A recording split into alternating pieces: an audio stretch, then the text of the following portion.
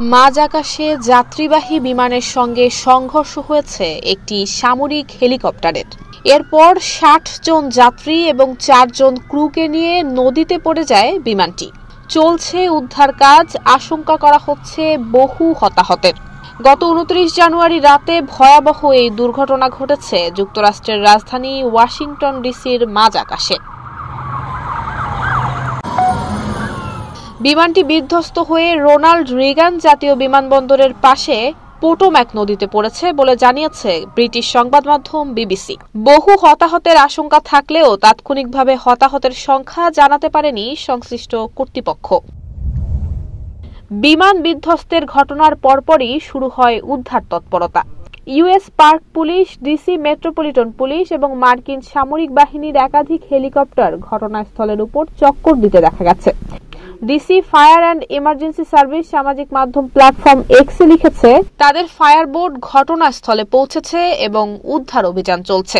Washington DC police জানিয়েছে, পোটোমাক নদীতে বিমান দুর্ঘটনার পর একাধিক সংস্থা যৌথভাবে তল্লাশি এবং উদ্ধার অভিযান পরিচালনা করছে।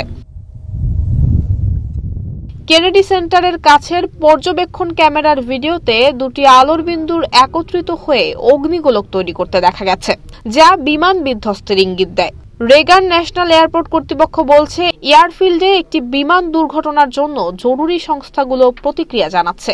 মার্কিন ভাইস প্রেসিডেন্ট জেডি ভ্যান্স সামাজিক যোগাযোগ মাধ্যম এক্সে লিখেছেন, তিনি রেগান বিমানবন্দরের কাছে ঘটে যাওয়া বিমান সংঘর্ষের ঘটনা পর্যবেক্ষণ করেছেন এবং সবার নিরাপত্তার জন্য তিনি প্রার্থনা করছেন।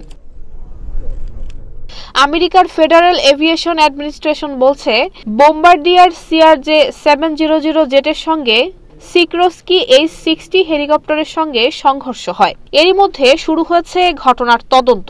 পুলিশ সূত্রে জানা গেছে, রিগান বিমানবন্দরের কোলঘেঁষা পোটোম্যাক নদীতে উদ্ধার কাজ পরিচালনায় একাধিক উদ্ধারকারী সংস্থা তাদের কার্যক্রম অব্যাহত রেখেছে। তবে হতাহতের বিষয়ে তাৎক্ষণিক কোনো তথ্য পাওয়া যায়নি। এই দুর্ঘটনার পর বিমানবন্দর কর্তৃপক্ষ আপাতত সকল উড্ডয়ন এবং অবতরণ বন্ধ রেখেছে। নিউ অন ফুডি 150 টাকা ডিসকাউন্ট টু ওয়েলকাম ইউ। দুর্ঘটনাটি গভীরভাবে পর্যবেক্ষণ করছেন মার্কিন প্রেসিডেন্ট ডোনাল্ড ট্রাম্প। এ বিষয়ে তাকে অভিহিত করা হয়েছে বলেও জানিয়েছেন তিনি।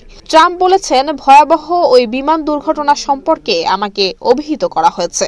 দুর্ঘটনার খবর পেয়ে জরুরি ভিত্তিতে কাজ করার জন্য সংশ্লিষ্টদের ধন্যবাদ জানিয়েছেন নবনির্বাচিত মার্কিন প্রেসিডেন্ট। নুসরাত জাহান মেহেক, ঢাকা পোস্ট।